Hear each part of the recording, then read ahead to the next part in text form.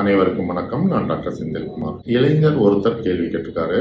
எனக்கு அடிக்கடி sex worker கூட செக்ஸ் வைக்கிற பழக்கம் இருக்கு. மோஸ்ட்லி நான் ஓரல் செக்ஸ் தான் அவங்கள பண்ண சொல்லுவேன். அவங்களும் எனக்கு ஓரல் செக்ஸ் பண்ணி விடுவாங்க. இது மட்டும்தானே தவிர நான் இதுவரை வஜைனல் இன்டர்கோர்ஸ் நான் பண்ணதே இல்லை.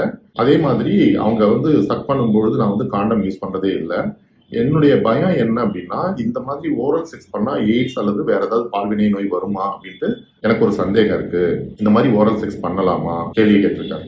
அதாவது ஓரல் செக்ஸ் பண்றதை பத்தி தப்பு கிடையாது. ஓரல் செக்ஸ் மூலமா கூட எய்ட்ஸ் நோய் கிருமிகள் மற்றவங்களுக்கு பரவ வாய்ப்புகள் உண்டு. அவங்க வாயில ரத்த கசிவு இருந்தாலோ, ஈரல ரத்த கசிவு இருந்தாலோ, அல்லது ஈறு வீக்கா இருந்தாலோ, அவங்களுடைய உமிழ்நீர்னு சொல்லக்கூடிய எச்சில்ல HIV கிருமிகள் இருக்கக்கூடிய வாய்ப்புகள் உண்டு. நீங்க காண்டம் யூஸ் பண்ணாம நீங்க செக்ஸ் வைக்கிறீங்க அப்படின்னா, அப்போ உங்களுடைய செமன் எஜாகுலேட் ஆகும்போது அந்த செமன் மூலமா அந்த HIV நோய் கிருமிகள் உங்க உறுப்பு வழியா டிராவல் பண்ணக்கூடிய வாய்ப்புகளும் உண்டு. அதனால நீங்க பெஸ்ட் காண்டம் யூஸ் பண்ணி செக்ஸ் வச்சுக்கிறது தான். அதையும் தாண்டி மல்டிபிள் செக்ஸ் பார்ட்னரை அவாய்ட் பண்ணிட்டு ஒன்லி ஒன் பார்ட்னர் அப்படின்ற ஒரு பாலிசியை ஃபாலோ பண்ணிக்கிறது பெஸ்ட். ஓரல் செக்ஸா இருந்தா கூட காண்டம் யூஸ் பண்ணி செக்ஸ் வைக்கிறது உங்க 2 பேருக்குமே நல்லது. உங்களுக்கு எய்ட்ஸ பத்தின சந்தேகமோ அல்லது பால்வினை நோயை பற்றி ஏதாவது சந்தேகம் இருந்தாலோ ஒரு டாக்டரை நேர்ல கன்சல்ட் பண்ணி ப்ராப்பரான இன்வெஸ்டிகேஷன்ஸ் எடுத்துட்டு நீங்க கைடன்ஸ் வாங்குறீங்க அப்படின்னா உங்களுக்கு சேஃபர். அதனால முடிஞ்ச அளவுக்கு காண்டம் யூஸ் பண்ணாம செக்ஸ் வைக்கிறத அவாய்ட் பண்ணுங்க.